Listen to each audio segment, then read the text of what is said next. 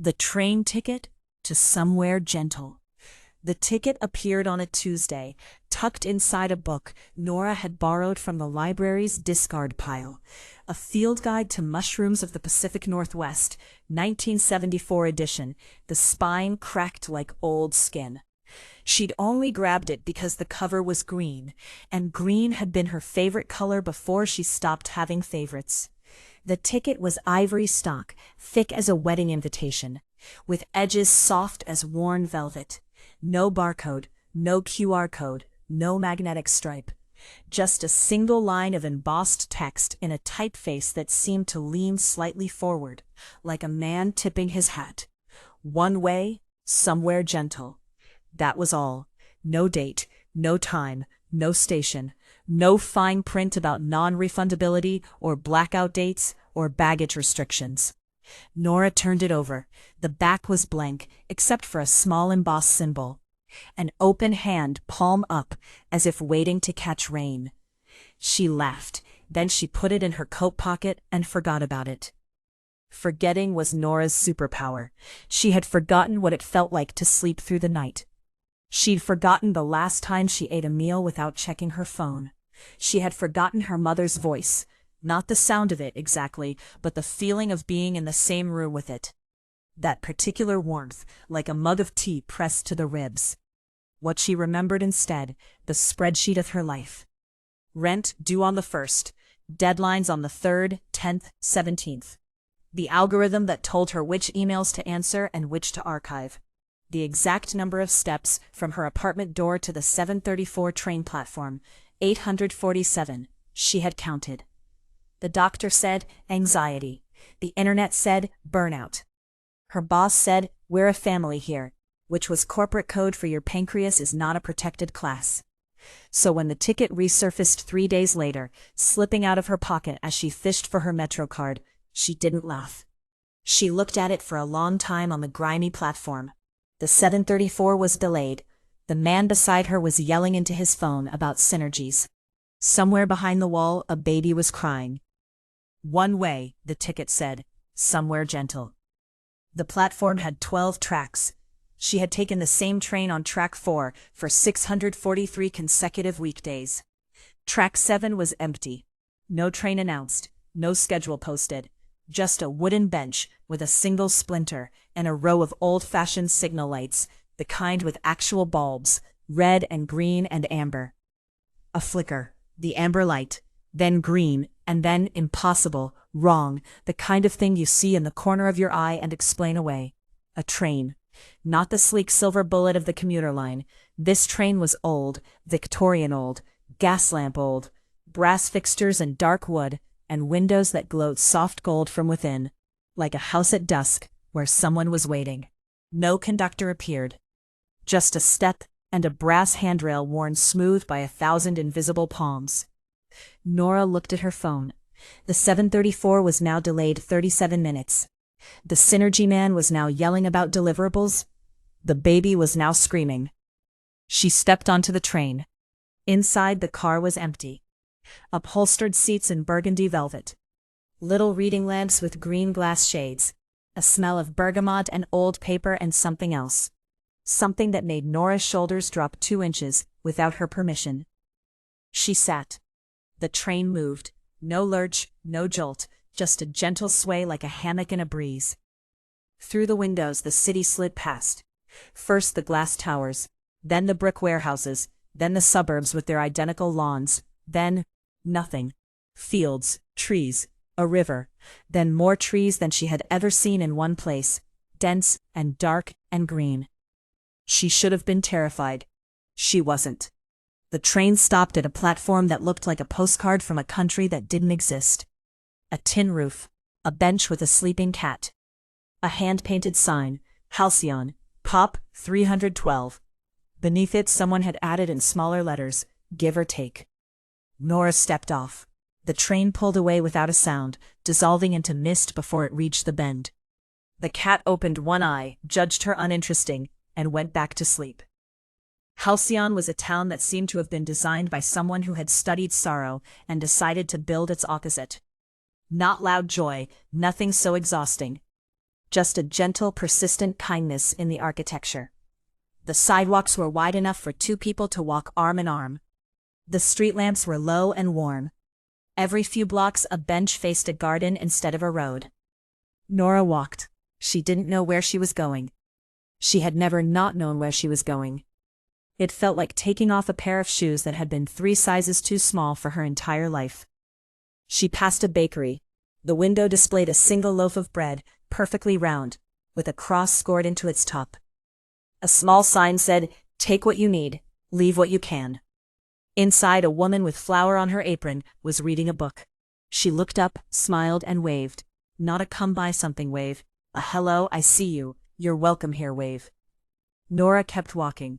Her chest felt strange, not tight, the opposite, loose, like something that had been clenched for years had just sighed. She passed a bookstore, not a chain, a real one, with a cat in the window and shelves that listed slightly, and a handwritten recommendation card taped to the door. For those who have forgotten how to hope, try page 47. She didn't go in. She wasn't ready. She passed a fountain in a small square. The water made a sound like laughter, soft and constant. An old man sat on the edge, feeding crumbs to pigeons. When he saw her watching, he said, "First time?" Nora nodded. 2 blocks up on the left. Ask for Larkspur. Tell her Thomas sent you. What happens at the tea shop? Thomas considered this. He had kind eyes, the kind that had seen a lot of sad things, and decided to keep smiling anyway. "Nothing," he said. "That's the point." The tea shop was called Steep. It had no sign, just a teapot hanging from a hook over the door. Inside it was small and dark, and smelled of cardamom and honey and something Nora couldn't name. Something that made her think of bedtime stories and rain on a roof, and the specific feeling of being small and safe. Larkspur was behind the counter. She was old in a way that had nothing to do with age. The kind of old that comes from having paid attention for a very long time. Her hair was white and braided. Her hands were brown and spotted and steady. "You have the ticket," Larkspur said. Not a question. Nora pulled it from her pocket. It felt warmer than it should have, like it had been sleeping against someone's heart. Larkspur took it, held it to the light, nodded. "They don't give these out to just anyone." "Who's they?" "The town," Larkspur said, as if that explained everything. "Halcyon has a way of finding people who've forgotten how to be gentle with themselves. The ticket comes when you need it, not when you want it." Need. She handed the ticket back. Her fingers brushed Nora's wrist, and for a moment, just a moment, Nora felt something she couldn't name. A memory of a memory. A door opening somewhere inside her. "You can stay," Larkspur said. "People do.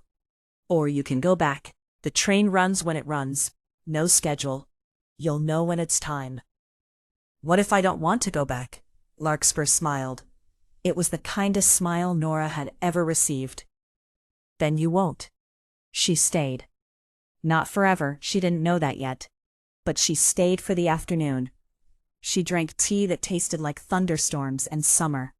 She ate bread that the baker gave her for free, because everyone eats their first day free. She sat on a bench by the river and watched the water move and did not check her phone once. Her phone, she realized, had no signal, no bars, no Wi-Fi, no little ghost of the internet haunting the air. Just silence, just the river, just the sound of her own breath, which she had not listened to in so long that she had forgotten what it sounded like. It sounded tired. It sounded sad. It also sounded underneath all that, like something that could be okay. At dusk, the town gathered in the square. Not all 312, give or take, but enough. They brought lanterns. They sat on blankets. They didn't talk much. A woman with a guitar played something slow and minor. A child chased fireflies. Thomas the pigeon feeder handed Nora a cup of something that smelled like apples and wood smoke. "What is this place?" she asked. Thomas thought about it. "A question mark," he said finally. "That's the best I can do." It's a place where things are allowed to be unresolved, where you don't have to fix anything, where you can just be. That's it? That's everything. Night came. The stars were impossible. Nora had forgotten that stars could look like that. Not the paltry few the city allowed. Not the haze of neon and pollution. Not the bruising of streetlights. These were stars. They were real. They were bright. But an ocean of them. A flood. A symphony of light so dense and bright, it made her dizzy. She lay on her back in the grass of the square. Someone had given her a blanket. She didn't know who. The blanket smelled like lavender.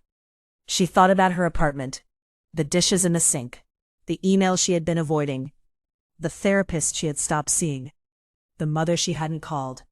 All of it felt very far away, not in distance but in texture. Like reading about someone else's life. Someone who was very tired, and very lost, and very much in need of something she couldn't name. Somewhere gentle, the ticket had said. This was it. Not a place without pain. Not a place where everything was fixed. Just a place where pain was allowed to rest. Where you could put it down for a while, and know it would still be there when you came back. But maybe, just maybe, a little lighter. She woke to the sound of a train. It was dawn. The sky was pink and gold and lavender. The kind of sky that made you believe in things. The train sat on the tracks at the edge of town. Same as before. Dark wood, brass fixtures, gold windows. Waiting. Nora stood. Her body felt different. Not healed, she didn't believe in healing that fast. But attended to. Like someone had come into a dusty room and opened all the windows. She walked to the platform. The cat was there again. Different cat, same expression. It blinked at her slowly. She didn't want to go, but she also didn't want to stay. That was the strange thing. She wanted both. She wanted to never leave, and she wanted to take Halcyon with her, tucked into her coat pocket like the ticket. And she realized that this wanting, this both and, this holding of two impossibilities at once, was the thing she had forgotten how to do. The train door opened. Nora reached into her pocket. The ticket was still there, warm and soft. She looked at it. One way. Somewhere gentle. She stepped onto the train. The city was the same. The 7:34 was delayed. The Synergy man was still on the platform. The baby was still crying. Nora's phone buzzed, with 17 notifications. She did not answer them. She walked out of the station. She walked past her usual coffee shop, the one with the angry barista and the Wi-Fi password she had memorized. She walked to a different coffee shop, one she had never noticed before, with mismatched chairs and a bookshelf, and a cat that looked exactly like the cat from Halcyon. She ordered tea. She sat by the window. She pulled out the ticket. It was blank. No somewhere gentle. No open hand. Just a rectangle of ivory stock, soft as worn velvet, empty as a held breath. Nora stared at it for a long time. Then she smiled. The smile felt strange on her face, unpracticed, a little crooked, like a door opening after years of disuse. She put the ticket back in her pocket. She would go back to work tomorrow. She would call her mother. She would wash the dishes. She would try to remember that the spreadsheet was not the same thing as her life. That her inbox was not a moral judgment. That the world contained places like Halcyon, and trains that ran on no schedule at all. She would forget again, probably. She would get tired and scared and clenched. The ticket would stay in her pocket, blank and waiting. And one day, maybe Tuesday, maybe never, she would take it out and it would be filled in again. A new destination. A new somewhere. One way it would say, somewhere gentle. And she would go.